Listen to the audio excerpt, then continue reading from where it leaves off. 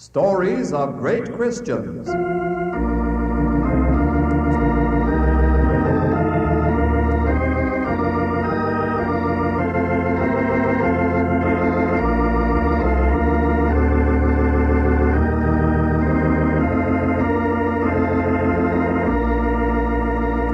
From its radio studios in Chicago, the Moody Bible Institute greets its friends everywhere with the third transcribed chapter of Francis Asbury, the story of the Circuit Riders.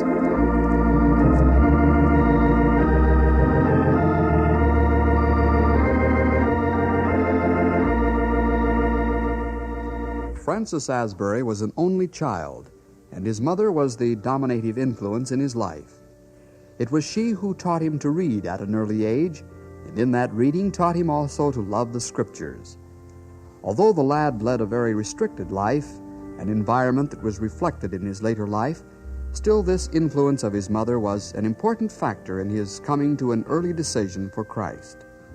In later life, Asbury wrote regarding his mother, "For 50 years her hands, her house, her heart were open to receive the people of God and the ministers of Christ, and thus a lamp was lighted in a dark place called Great Bar in Great Britain. She was an afflicted yet most active woman of quick bodily powers and masculine understanding. Nevertheless, so kindly all the elements were mixed in her, her strong mind quickly felt the subduing influences of that Christian sympathy which weeps with those who weep and rejoices with those who do rejoice. As a mother, above all the women in the world would I claim her for my own, ardently affectionate. As a mother in Israel, few of her sex have done more by a holy walk to live and by personal labor to support the gospel and to wash the saints' feet. As a friend, she was generous, true, and constant." But an environment by itself isn't always sufficient.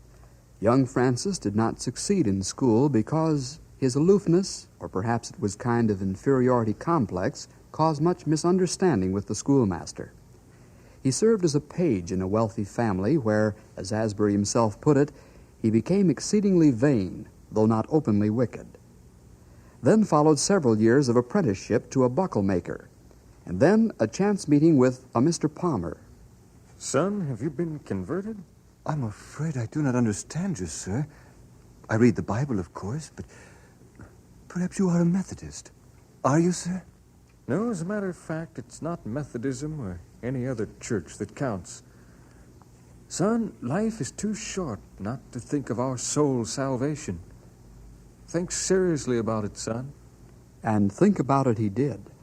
Francis Asbury did not at this point make a decision for Christ, but he began to pray both morning and evening and to read his Bible more diligently. He also wanted to hear more preaching. This was joy to his mother because she was convinced that Francis one day would become a preacher himself.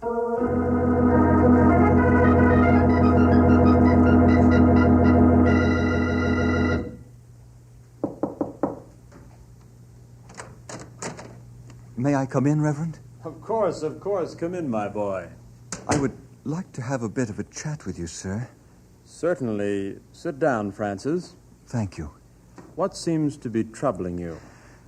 I should like to talk to you about myself. Some thinking I've been doing. All right. Incidentally, Francis, we're very happy to see you so often at divine worship. I understand you've been reading the Bible a great deal. Yes, sir. I'm quite concerned about my status before God. I feel that I'm such a sinner. Oh, come now, Francis. You're only a lad. Surely you're not a very great sinner. Look, son, in time you'll realize more of what God has planned for you. I shouldn't worry too much about it now. Are you a Methodist, sir? Indeed, no.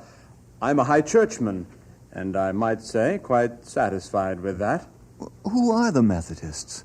Oh, they're followers of John Wesley. Fine chap. I knew him in Oxford. He had a group called the Holy Club. Very devout young men who kept all the fasts, studied the Scriptures, and prayed. But you must remember, Francis, that the Methodists are part of our Anglican communion.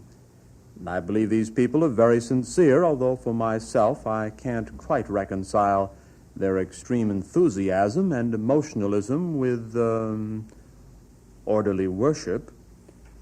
Why are you so interested in them, son? I've been reading some of John Wesley's sermons, also some by George Whitefield, and I'd be very interested in learning more about them. Well, I have some of their books here in my library. You're welcome to read them, if you like.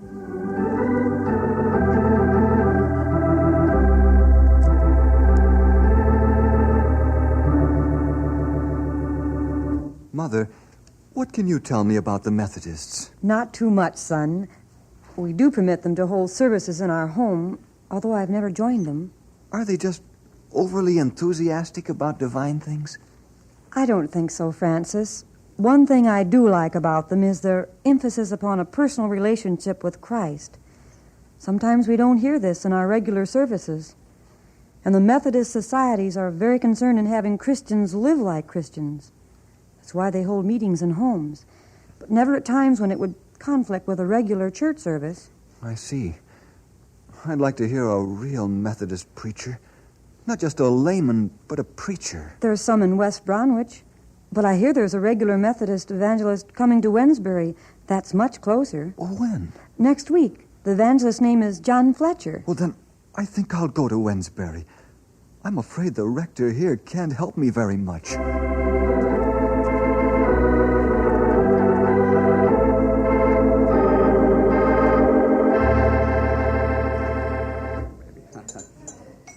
A stranger here, aren't you, son? Yes. Something to drink? No, I should like something to eat, though. I'll have something sent out. Could you tell me something, sir? Well, I can try. I understand the Methodists are to hold meetings here in Wensbury. You, Methodist? No. Good. This isn't a very healthy place for Methodists. Why? This is a coal mining town, son. The Methodists are fanatics in religion, and our people don't like their happiness taken away from them. Oh, I see. Besides, the established church is good enough for me. We've got it all worked out. Whenever the Methodists enter town, we sound a bugle. Then the townspeople take over. That's it. There's the signal. Let's go. There they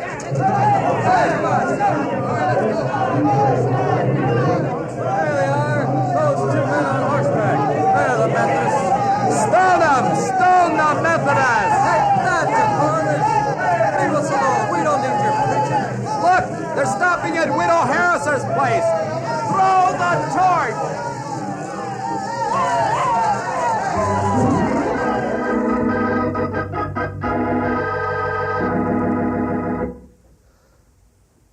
May I help you? Thank you. Here's some water. I've torn up this cloth. Oh, thank you very much. You're very kind. Where is your friend? Mr. Mather is helping the Widow Harris. I never thought I'd see such terrorism in England. This is the black country, son. I know. I live not too far from here. But still, such action is unwarranted. People never like to hear the truth. The devil helps them in that. Will you still be conducting your meetings? Oh, yes, we'll meet someplace. Oh, by the way, you've been very kind. What's your name? Francis Asbury. I'm from Staffordshire, Handsworth Parish. Oh, yes. Oh, I'm John Fletcher. I've heard of you. Are you a Christian? I'm not sure. I should like to know that myself. Well, then you just come to our meeting tonight. We'll meet right here in these charred ruins.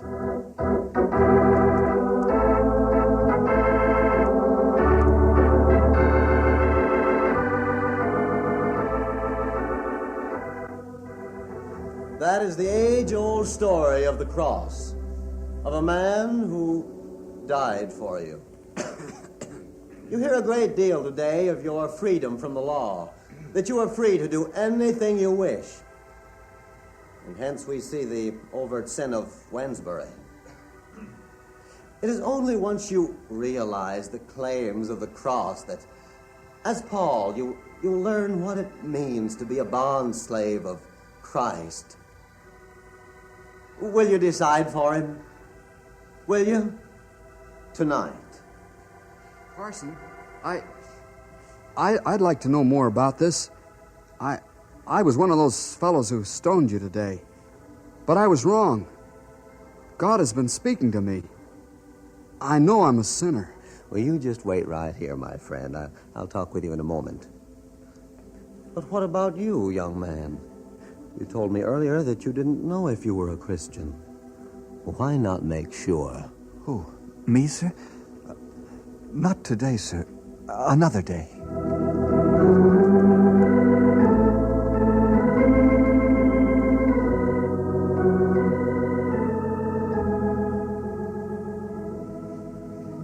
Well, son, you've been with us for 2 weeks now.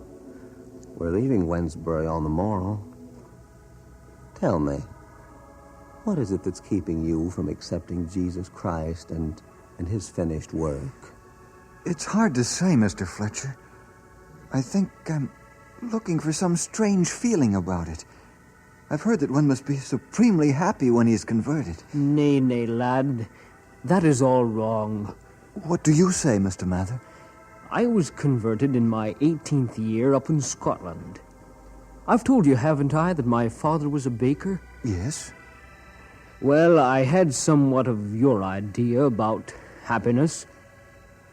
But one day I realized that facts are facts. And that realization cost me my home. What do you mean by facts? I realized that I was a sinner who could not help myself. I realized and admitted that fact. Then I realized that God would justify my guilty soul only through faith in the shed blood of his Son. That, too, was a fact. There was nothing of feeling in this. It was just a recognition of a status quo.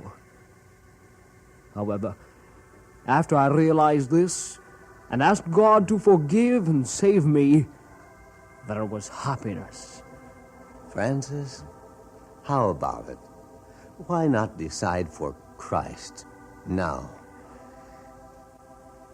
Very well. I've put it off long enough. I'll do it.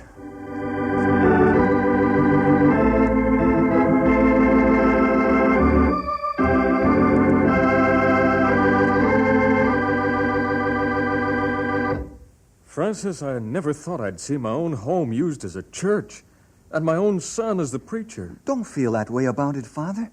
I do what I must do. But why? You've learned a good trade, and you've a whole life before you. Why get mixed up with these Methodists? They're only making trouble, and they're certainly suffering for it. I do it because I feel it's my life, Father. Now, what about the ceiling? Good heavens, you still want to make a hole in the ceiling? Yes, Father. A square, 4 feet by 4 feet. I've seen them used in other meeting places. Oh, why should I wreck my home? Because it would give us more room, Father. We're quite crowded as it is. The men would be in the attic. With the opening in the ceiling, they could hear the preaching. The women, of course, would remain downstairs. I suppose I'll have no peace in my own house until I consent to this foolishness. First it was your mother, and now it's you. Who knows what'll be the end of all this?